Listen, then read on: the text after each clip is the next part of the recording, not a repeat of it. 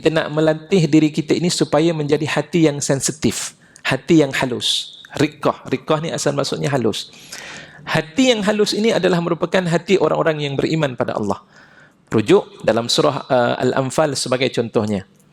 Pada ayat yang kedua, innamal mu'minuna alladhina idza dzukirallah wajilat qulubuhum wa idza tuliyat alaihim ayatuhu zadatuhum imana wa ala rabbihim yatawakkalun.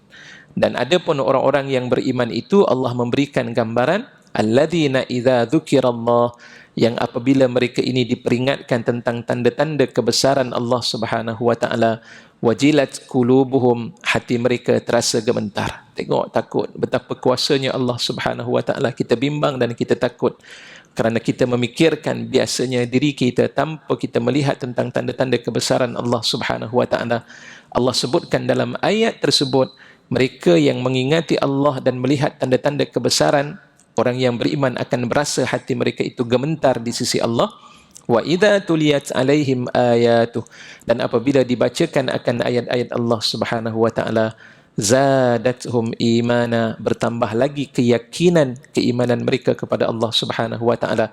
Wa ala rabbihim yatawakkalun, dan ke atas Tuhan mereka berserah diri dan bertawakal kepadanya. Ini ciri manusia yang beriman pada Allah. Justru itu cara bagaimana nak memperkukuhkan iman dengan melatih diri kita agar sentiasa bertawakal kepada Allah dan yakin pada Allah. Jalannya adalah dengan menjadikan hati yang sensitif.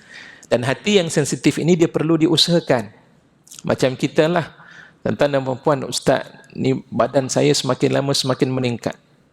PKP, duduk di rumah, tidak ada exercise. Bagaimana kita nak menguruskan ataupun kita nak menjadikan anggota badan kita ini sihat semula, dapat mengurangkan lemak-lemak yang ada? Pastinya dengan kita, pertama, kadang-kadang makan suplemen, usaha kita. Dan yang kedua, dengan bersenam.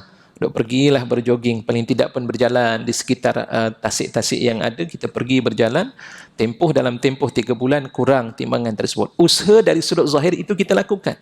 Samalah juga dalam bab hati. Hati tidak boleh dibiarkan begitu sahaja.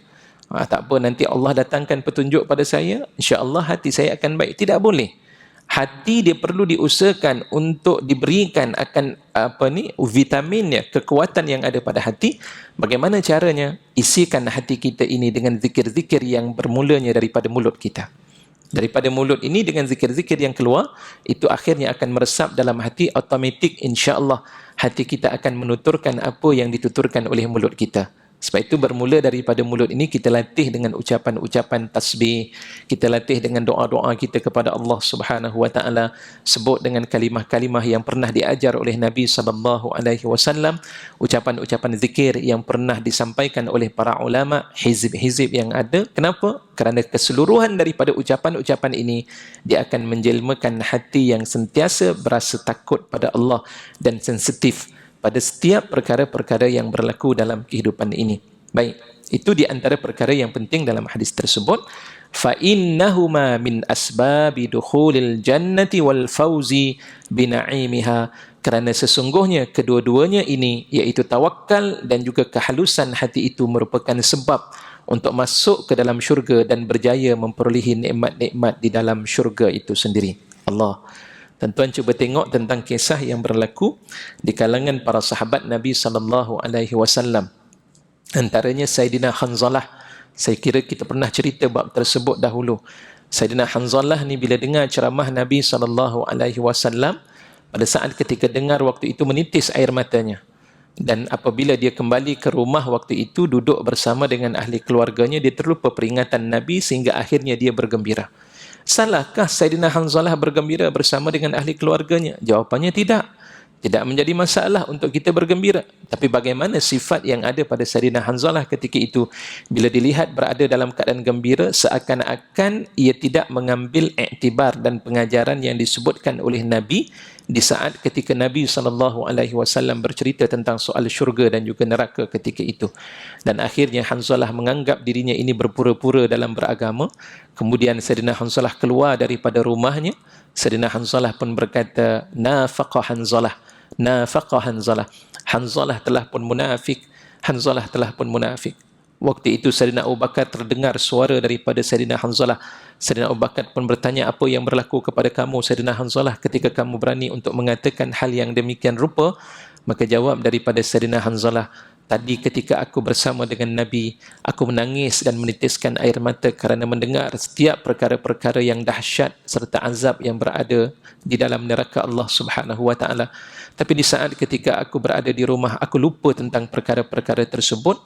Dan bila begitu diajukan kepada kepada Sayyidina Abi Bakrin As-Siddiq radhiyallahu anhu, Sayyidina Abu Bakar As-Siddiq pun menangis. Kata Sayyidina Abu Bakar pun, aku begitu juga rupanya keadaan tersebut.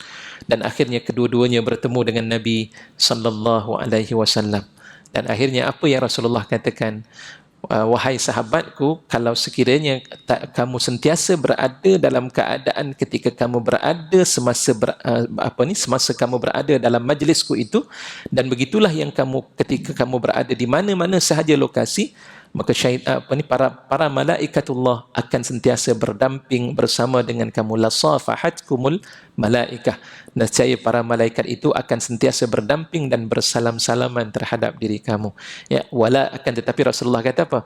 Walakinna sa'ata sa'ah. Akan tetapi masa itu dia berlalu, ada kalanya kita terlupa, ada kalanya kita ingat pada Allah. Itu biasa dalam diri kita.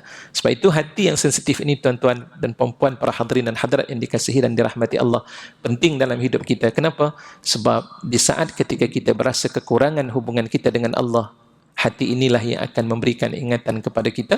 Di saat ketika kita melakukan dosa yang tanpa kita sedari ataupun kita sedari ketika itu, maka hati jugalah yang akan memberikan peringatan untuk segera bertaubat dan beristighfar kepada Allah Subhanahu wa taala.